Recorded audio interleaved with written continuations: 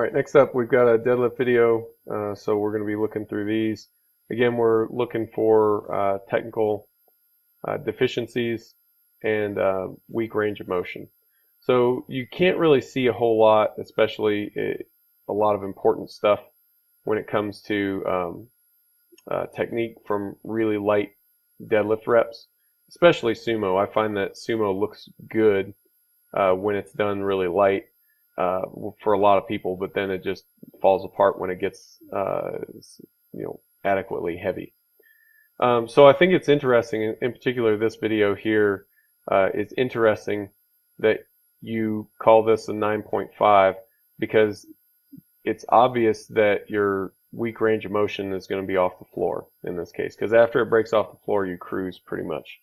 And then from this video, you can see why. You maintain a flat back position, so getting the weight moving off the floor is definitely going to be the hardest part. And generating that hip extension torque is definitely going to be the limiting factor for your deadlift. So for me, I don't see anything here that I would want you to do differently when it comes to technical execution.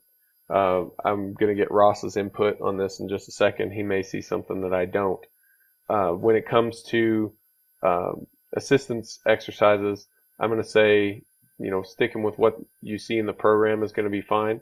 It's geared toward someone with a bottom range of motion deficiency slightly.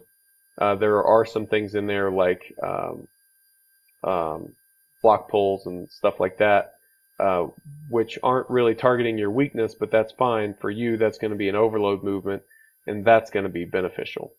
So I don't see any big changes that need to be made in terms of assistance exercise. Make sure that when you're doing your pause deadlifts, you're pausing it right as soon as the bar breaks from the floor. And when you get to supplemental exercises, you want to prioritize things that are hip extension dominant. So when you're doing things like good mornings and stuff like that, make sure you're doing those with a wide stance. Make sure that you're doing your RDLs and stuff like that. So, Ross, anything that you want to add here from a technical analysis or weak range of motion, anything?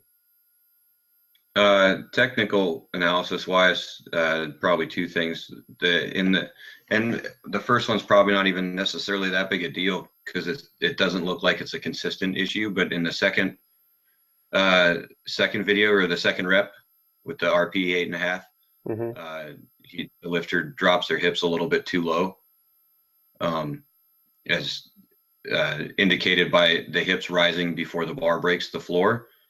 Everything should move together in unison. The hip should not move up before the bar breaks the floor. If your hips move up before the bar breaks the floor, then that means you're dropping your hips too low, and it's has a tendency to lead to inefficiency in the movement. But I don't see that in the video highlight clip from the meet. So it seems like maybe that was just an inconsistency in training of such. The other recommendation that I would have would be to turn and face away from the mirror. There's not a lot of benefit to lifting in front of a mirror. You really want to be able to have that kinesthetic awareness of your body position and knowing where you're at feeling wise rather than looking in a mirror wise, first of all. And then as well, your reaction to things based on what you see will be slightly slower than your reaction of how you feel balance wise.